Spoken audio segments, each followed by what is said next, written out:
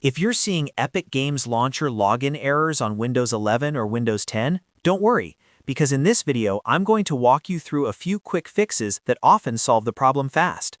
Whether the launcher is stuck on login, refusing to sign in, or just throwing an error message, these steps can help you get back into your Epic account without wasting time.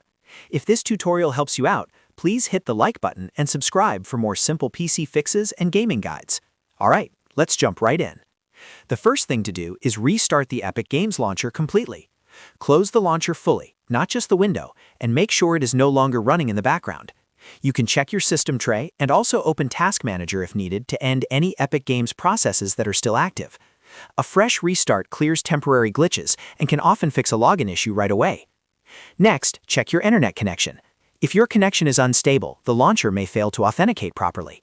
Try restarting your router and modem, then wait a minute for your network to reconnect before launching Epic Games again. If possible, test another website or app to confirm your internet is working normally. A weak or interrupted connection is one of the most common reasons for login errors. After that, disable any VPN you may be using. Epic Games can sometimes block or struggle with logins coming from VPN traffic, especially if the IP address looks unusual or changes frequently. Turn off the VPN completely, then relaunch the Epic Games Launcher and try signing in again.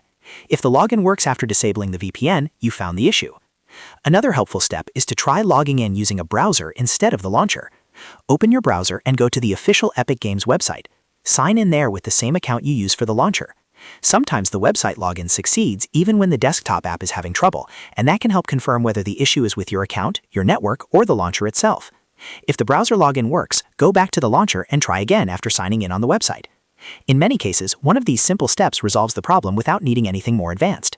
So to recap, restart the launcher, check your internet by rebooting your router if needed, disable your VPN, and test the login through the Epic Games website.